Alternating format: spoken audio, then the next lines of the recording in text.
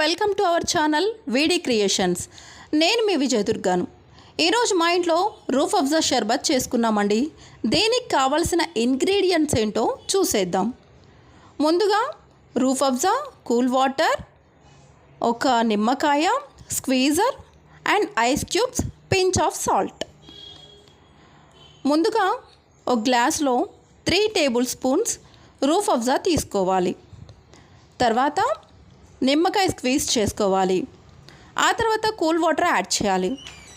Next pinch of salt add చేసుకొని ice cubes వేసుకొని బాగా షేక్ చేసుకోవాలి. ఆ వెంటనే రూఫ్ అఫ్జా రెడీ అవుతుంది.